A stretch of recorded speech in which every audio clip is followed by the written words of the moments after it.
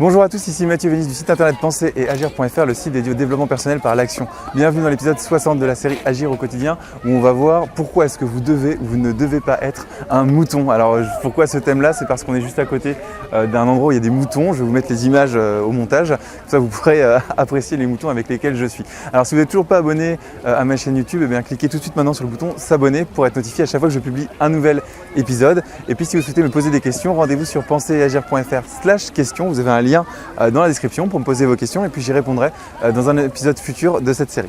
Alors pourquoi est-ce que vous devez un mouton pourquoi est-ce que vous devez être un mouton ou pourquoi est-ce que vous ne devez pas être un mouton?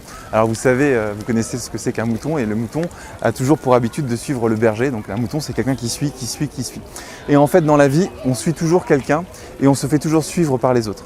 C'est ça un petit peu la leçon de cette vidéo. Et ce qui est intéressant c'est de connaître vos forces. Et il y a toujours quelque chose pour lequel vous êtes doué. En fait, pour identifier cette chose-là, c'est vous identifiez vos amis et vos amis vous appellent généralement pour parler de quelque chose. Parfois vous allez être le confident, parfois vous allez être la personne qui va donner des conseils pour être plus efficace, vous allez être la confidente amoureuse ou le confident amoureux, le meilleur ami, vous allez être peut-être le coach sportif, le conseiller en nutrition, etc.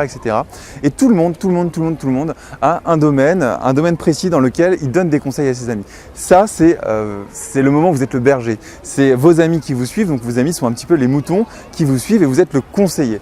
Et ensuite vous avez le moment où vous aussi vous devez être un mouton, c'est que, je l'ai déjà dit dans cette série de vidéos, vous devez toujours être en démarche d'apprentissage, vous devez toujours vouloir apprendre et quand vous avez un objectif que vous souhaitez atteindre, vous devez toujours avoir ce qui s'appelle un mentor.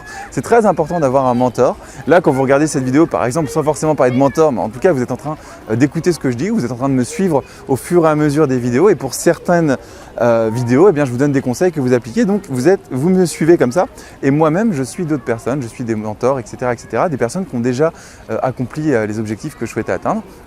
Et donc mon conseil aujourd'hui, il est double. La première facette, c'est de connaître vos forces et de savoir pourquoi est-ce que vos amis vous suivent, donc quand vous êtes le berger.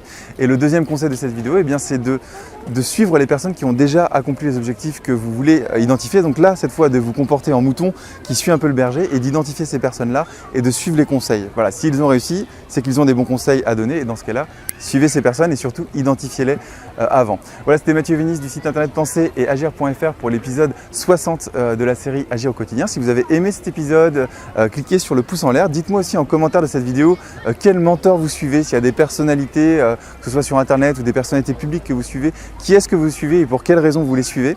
Et puis si vous avez aimé cette vidéo, bien entendu, partagez-la sur vos réseaux sociaux préférés, sur Facebook, sur Twitter, sur YouTube. Et puis moi je vous donne rendez-vous demain dans l'épisode 61. Salut!